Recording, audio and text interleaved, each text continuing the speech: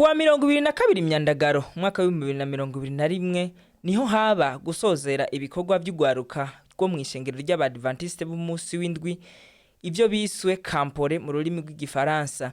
Ivyo bikorwa bikaba vyariko birabera ku ishure ry'uburaro rya Kivoga. Ico gikorwa kikaba cyari catanguye kuva ku igenekerezo rya 15 gushika igenekerezo rya 22 Myandagaro uyu mwaka turimwo. Bukuru Robson Peter niwe yararongoye Urwaruka, aratubwira intumbero ivyo bisunze mu nyigisho, abari bemerewe kwinjira muri ivyo bikorwa ndetse n'inyungu bakuye mw'ico gikorwa.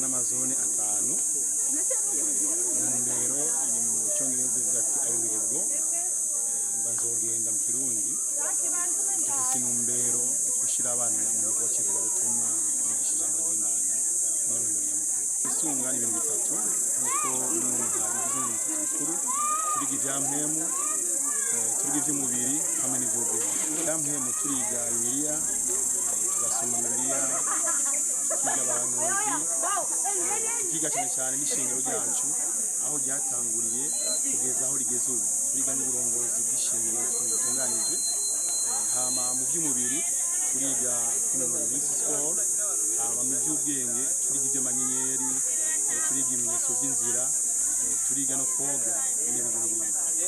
Akamaro nyamukuru k'ibikorwa kenshi karatuma Urwaruka urukundana kuko ruvuye mu bintu bitandukanye.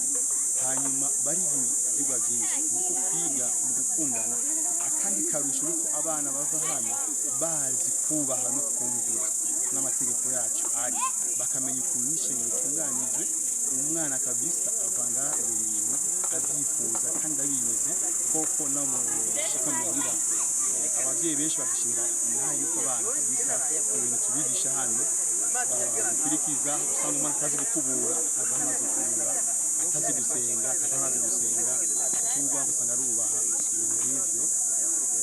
Ni ngombwa ngo buri mu Adventiste n'abavuye mu mashengero bifuje kwifatanya natwe turabakira.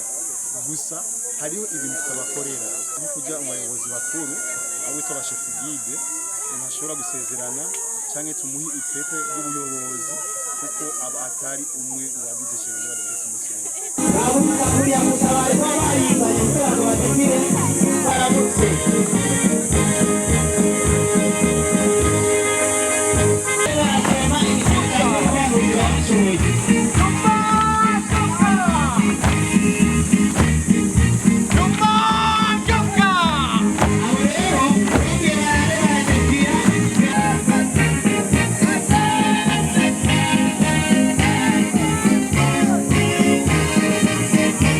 Way.